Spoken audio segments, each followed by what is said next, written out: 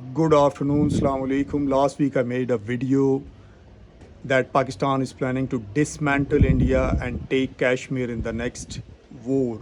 This video is about how Pakistan can do that and why Pakistan has become so stronger after Operation Sindoor that it can take Kashmir after dismantling India in the next war. What's the difference now? What are the logics? What are the proofs to that claim? Please like, subscribe my YouTube channel, Shahzad Faisal's Geopolitics, my second YouTube channel, Shahzad Shan Official. Last video was a huge success on Facebook. My Facebook channel is Shahzad Shan, and there were about 75,000 views, more than 2,100 comments, all mostly from Indians, and Indians were really upset with that, and they were having bad mouth and stuff. Today I'm trying to address their concerns that why Pakistan is able to now in 2026 to dismantle India. Please subscribe my YouTube channels because these subscriptions matter a lot to us. So let's come to the point. On May 6th and 7th night, India attacked two places in Pakistan with their air force.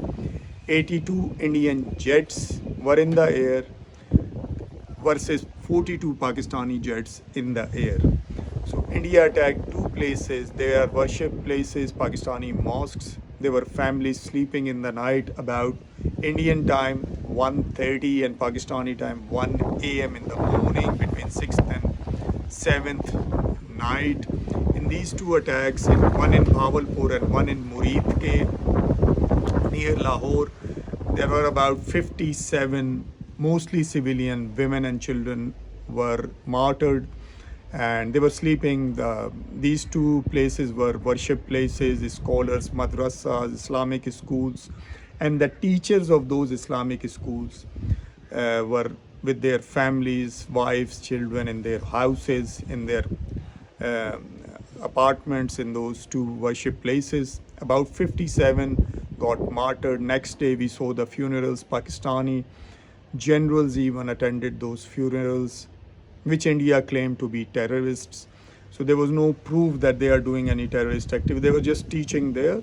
There were women and children mostly who were killed in those two cowardly attacks at about 1 a.m. in the morning. Within half hour, Indian Foreign Minister J. Shankar later on claimed that I called Pakistani authorities and told them we don't want to escalate any further and that we attack the terrorist infrastructure, so we don't want to escalate. If you don't want to escalate, means they surrendered. There was no will to fight. They knew that Pakistan is going to retaliate. Pakistan don't let anyone cross its red line, so Pakistan will retaliate. Scared of that. Looks like if you are not scared, you will just sit down and you attack a country, you breach its sovereignty with your air force. You are attacking with your air force a civilian infrastructure and expecting that Pakistan is not going to retaliate. Pakistan is a peer competitor to India. India claims to be the fourth. Before this war, India used to claim that it's the fourth largest military power in the world. So this video is the part 2 of that video, that Pakistan in the next planning to dismantle India and take Kashmir in the next war. So this is the part 2 about why Pakistan can do that. This is a series and I will try to explain that why Pakistan has become so stronger now that it is planning to dismantle India today in 2026 and moving on forward from here. So Jay Shankar really blinked, I would say, peed in his pants, and he called Pakistan. Indians just bowed down and they said, we don't want the escalation. We don't want the escalation. You attacked the country. Just sit down and whatever may come, wait for that. So Pakistanis, they lost the war even before starting it. When you go to the enemy and tell them we don't want the escalation. So anyway, Pakistan is within half hour.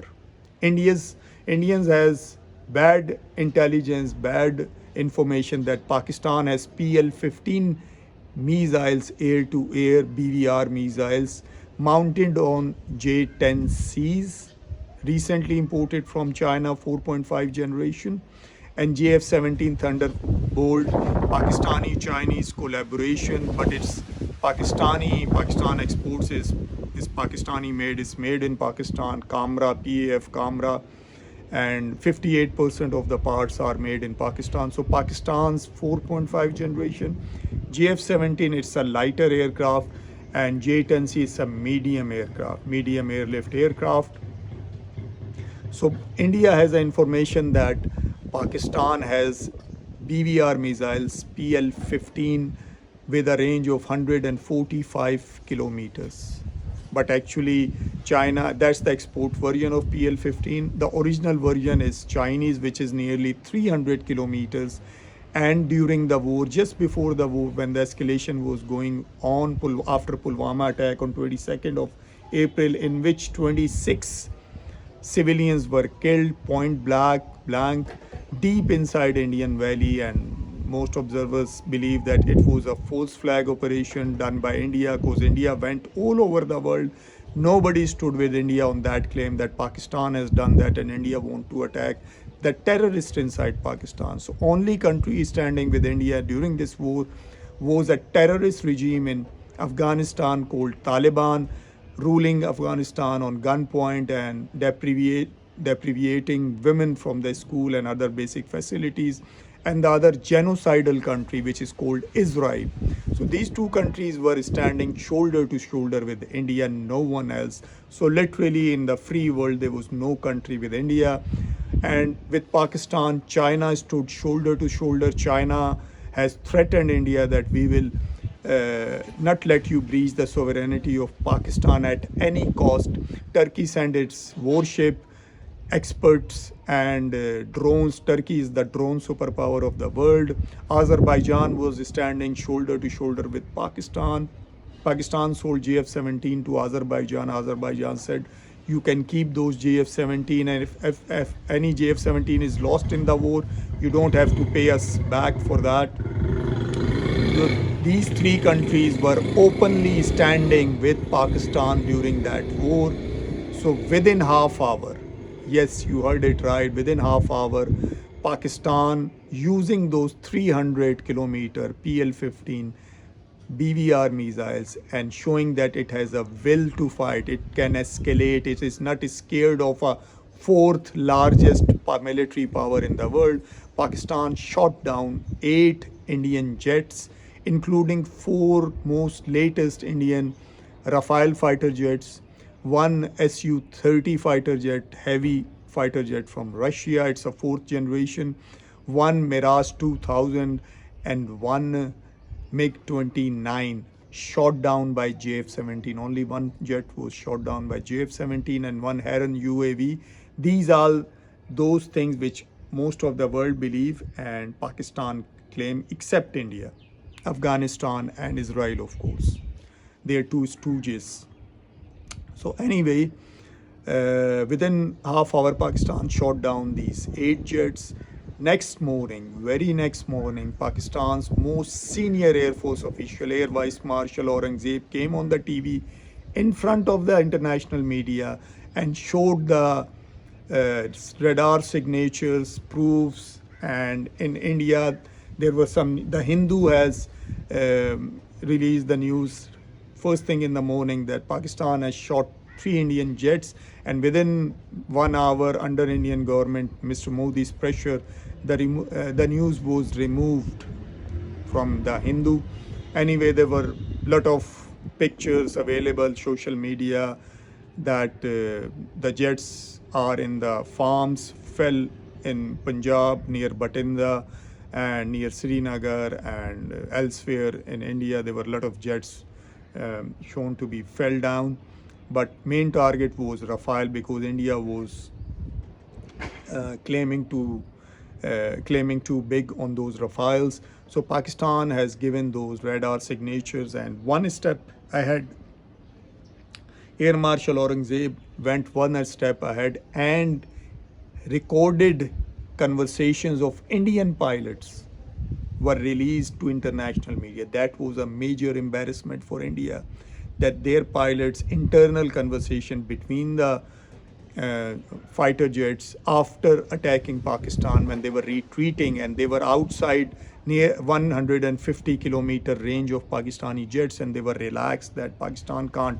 shoot us down. Pakistan shot them down around 200 kilometers. These 8 jets were shot from a range of near around 200, some more than 200, some less than 200. And I heard the conversation in which the squadron leader, the leader of that squadron which attacked Pakistan, he was talking to his colleagues, other fighter pilots, and they were counting that somebody is missing, some jets are missing. And these conversations were released to the international media the very next morning. It had a huge impact on India's image as a fourth largest power. Next 4 days, there were a lot of wrangling going on here and there. India grounded its entire air force. India was so scared that it has grounded its entire air force. And then for the next 2 days, claimed by Indian CDS Anil Chauhan in Singapore. I'll come back to that later. So 2 days Indian Air Force was grounded, and then India was threatening Pakistan with S-400s, and S-400 imported from Russia, the most advanced with 600-kilometer range SAM missile system in the world, and 600-kilometer detection range, 400-kilometer kill range. So Pakistan did all this with a very complex killing chain, and it's called multi-domain operations. It was so complex that even Americans, Chinese, Russians, and Europeans have not mastered it. Yes, you have heard it right.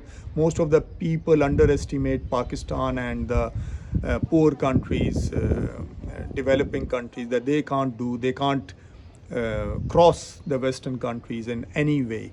So this way they have crossed, they have proved, the world has accepted. Donald Trump has said nearly, I believe, more than 100 times that 11 Indian jets were shot down in that war.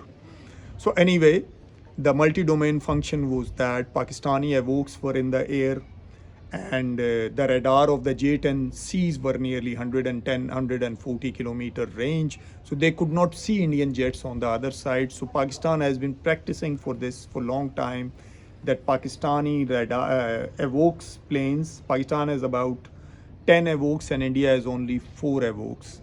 So Pakistani Avokes were giving them live feed 600-kilometer range, providing on their those J-10C and JF-17 pilots screen inside the cockpit that where are the Indian jets. So they could see linked, it's called Link 17, to Pakistani developed Link 17 through these Avokes that where the Indian jets are exactly. But Pakistani radars had a range of 110 kilometer to 140 kilometers. So they could not fire and forget the BVR PL-15 missiles. So getting help from those Avokes, they asked the pilots to fire and we will lead the missile to the jets. So this was a very complex collaboration. Pakistan was doing it for a long time. Pakistan has about 6 satellites in the air, all concentrated on India as well. So with the help of those satellites, ground radars which had a range of 500 kilometers, electronic warfare aircrafts, but mainly were these Avokes which were leading those missiles. Imagine you fire blindly on a target, you can't see the target properly, and your missile, your radar doesn't have the range. So another Avokes plane is providing you that those eyes to see those enemy planes. So missiles were fired, and those missiles were taken over by those Avokes and took them to the target of Indian jets, and 8 Indian jets were shot down. They were so scared. 2 days, according to Anil Chauhan, the CDS of Indian military, that they grounded their air force for the next 2 days. And according to Vice Army Chief Rahul Singh, nearly 5 months later, 5, 6 months later, in a press conference, he accepted that two of Indian S-400s were shot down by Pakistani JF-17s. He didn't mention Pakistan, but Pakistan claimed that we have done with. So, linking the points, linking the dots, Pakistan has shot two S-400 systems, and Rahul Singh, Vice Army Chief, has accepted that we are in negotiations with Russia to replace those two. I think it was September 2025. They are willing to replace those two systems, and so after 2 days, and they flown their fighter jets to a very high level on the third day or the fourth day, the third and fourth day morning, and they fired at, according to Indian claims, 11 Pakistani air bases, and Pakistan said that 7 air bases, and there was light damage to runways here and there. And but the main red line which was crossed by India was Noor Khan Air Base in Rawalpindi, Islamabad region, near the capital. That was the red line. And there were some runway damages which was repaired, and recently many delegations came from world over on that Noor Khan air bases. But anyway, Pakistan was so upset with that Pakistan, within an hour, Pakistani multi-barrel Hataf rocket system, which has different versions. Hataf 1 has 140 kilometer range, Hataf 2 has 400 kilometer range, Hataf 3 has 450.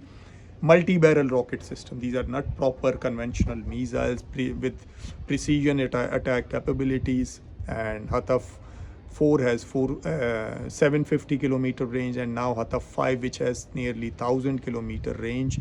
So you fire simply with a multi-barrel rocket system, and they are extremely accurate. Pakistan has fired 1000 missiles within 1 hour, and that has collapsed the Indian total military system, and India was on its knees and went to Donald Trump. Why I am claiming that? Because India said Pakistan went for the ceasefire. Pakistan says India went for the ceasefire. I'll explain you in a minute. Anyway, India went to Donald Trump, contacted Marco Rubio, and then finally India was able to achieve the ceasefire announced by Donald Trump. India never accepted that. Donald Trump has done the ceasefire. Pakistan has requested for a ceasefire, and India accepted. India started a war, and then the enemy is requesting for the ceasefire, and you accept it. Does it make sense to you? If you are winning a war and you want to destroy Pakistan, you want to take Pakistani Kashmir, according to India, Pakistani, you are talking so big, and then just with a Pakistani Major General Director military operations request, you will accept it.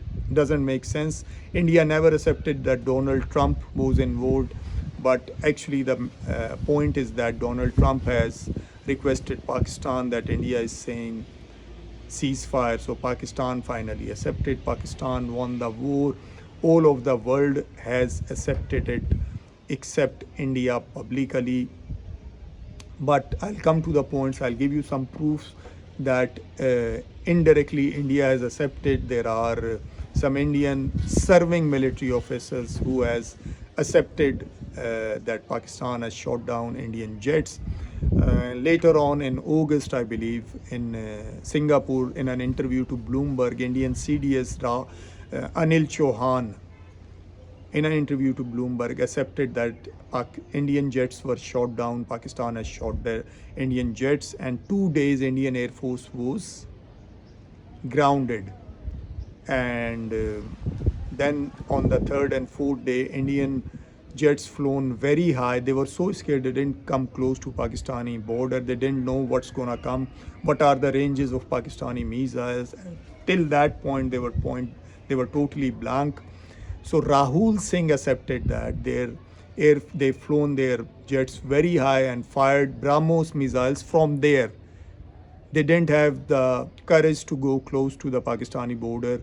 and fire the BrahMos missiles, but they flown very high, so to achieve a better and longer range, and fired on Pakistani targets. So India was dead scared.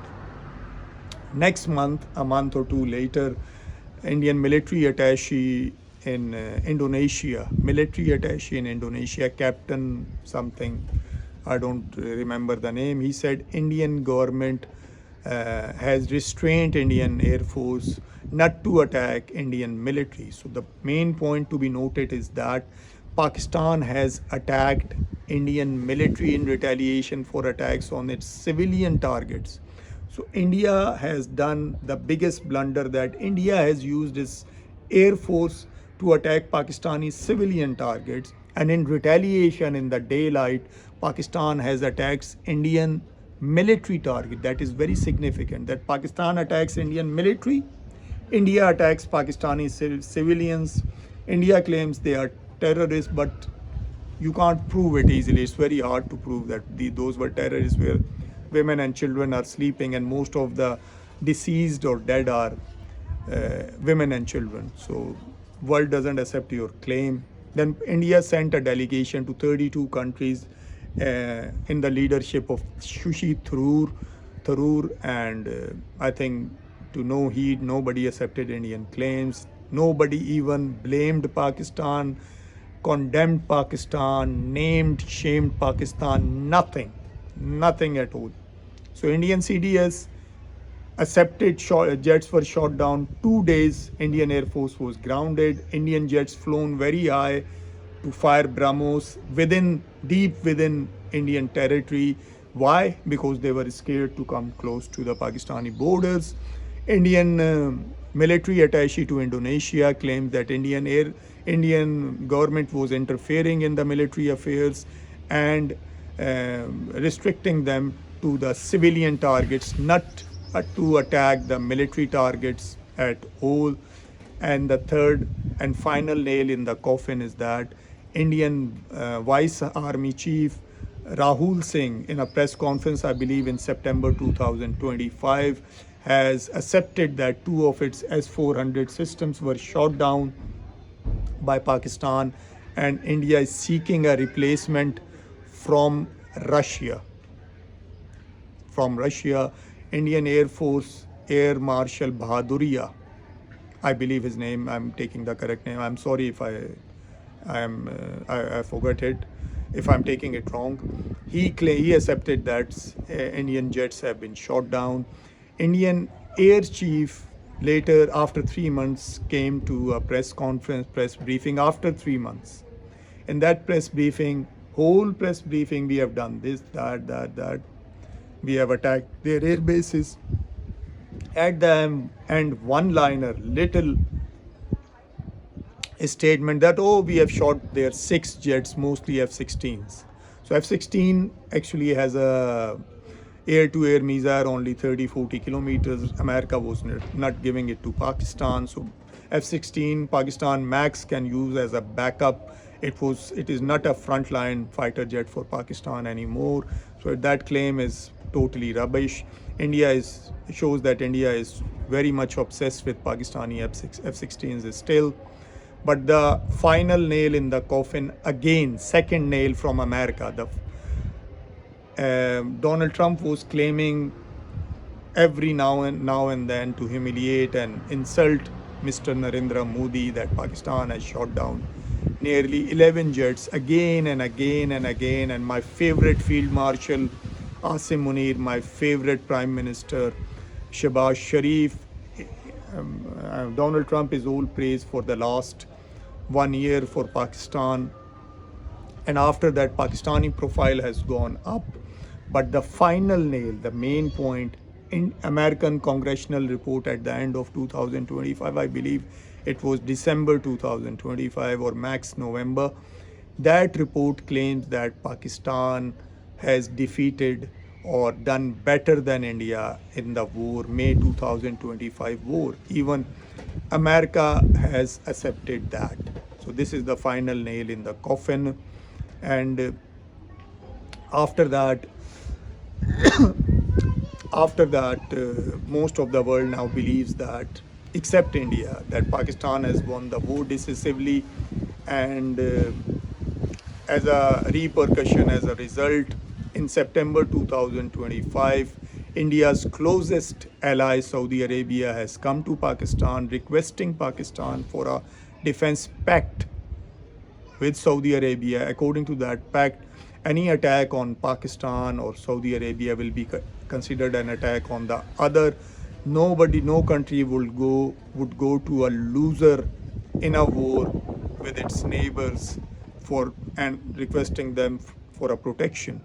So Saudi Arabia came to Pakistan for a defense pact with Pakistan. Pakistan has obligations because Pakistanis are Muslims and they have holy places, Mecca and Medina in Saudi Arabia, and that is the red line. Pakistan openly says that we will use nukes if anybody dare to attack Mecca and Medina. So Saudi Arabia now is Pakistan's red line. Pakistan has already deployed 13,000 soldiers after that, and one squadron of JF-17 and other supporting aircrafts to King Abdulaziz Airport in Saudi Arabia. Now Qatar and Kuwait are in queues to do the same similar defense pact with Pakistan as well. Pakistan has to increase its air force size now. Pakistan has 25 squadrons. India has 29 air force squadrons. So they are nearly at the same level. But Pakistan is planning to increase its air force size. That will be a death warrant for India. So this is the first episode this is the first proof that why I believe that Pakistan has won the war. After that, European Union Deputy President came to Pakistan and claimed that Pakistan accepted that Pakistan as the major regional power, and China and everybody's all praise for Pakistan. I've seen nearly more than 30 countries releasing songs after that, national songs with flags showing brotherhood, love for Pakistan, and a win, celebrating Pakistani win from India, mostly Muslim countries. All of the world now believes that Pakistan has defeated India badly. Indian Air Force officers, military officers are in hidden words claiming that Pakistan has shot down Indian jets. In the next episode, I will come back to you with the details that Pakistani Air Force, military, navy, why it has a upper edge, why it is a overmatch, especially the Air Force and missile and drone force and the cyber activity. One more thing I will tell you that during the war, during this 4-day war, Pakistani hackers have hacked Indian nearly 70% of Indian air infrastructure like airlines, civilian airports, railway network. There was complete blackout in many cities. That was done by Pakistani hackers, and lot of Indian key government organization websites were hacked down by Pakistan. So Pakistan was doing a cyber attack on a big level on India. But Indian problem is that India never accepts that a tiny country much smaller than us like Pakistan can do any damage to India.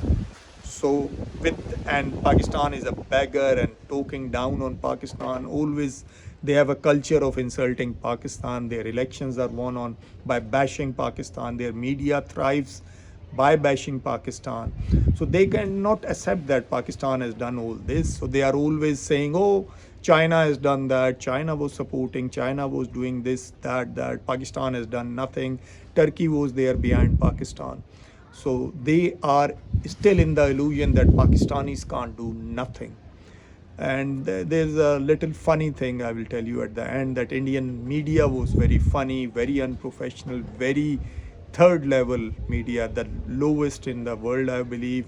I was listening, I really listened to those clips during the war from Indian media, be it Republic TV, India Today, all government controlled, Indian raw intelligence controlled. Indian raw was feeding them that Pakistan Karachi port has been attacked, Karachi is destroyed, and their aircraft carrier has attacked Karachi, and Karachi is taken over by Indian forces. Lahore port, some news channels were claiming that the port in Lahore was taken over by India. Lahore port is attacked, but they don't even know that there is no port in Lahore. Lahore is about 1200 kilometers from the nearest sea, nearly 1200 kilometers from the nearly sea, and they created a seaport there as well, and it was attacked and captured by India. Lahore has been taken, Islamabad taken, Pakistani army chief field marshal Asim Munir has been taken into custody. Shahbaz Sharif has been taken. The government is toppled by India. There was a mainstream media just like General G.D. Bakshi, Republic TV, and this Arnab Goswami and Major Gaurav Arya and all these stooges, these jokers were blah, blah, blah, blah. Later on, some of them came and apologized, and most of them did nothing. India has made a joke out of itself during the war. So that's why I believe that Pakistan can take over Kashmir and dismantle India in the next war. This guy Asim Munir, Pakistani field marshal, is very professional, is fearless, is very brave, and you have seen in that war he has not budged, and what he is doing for the Middle East war between Iran and America, that is another level of diplomacy and braveness, I would say. Thank you very much.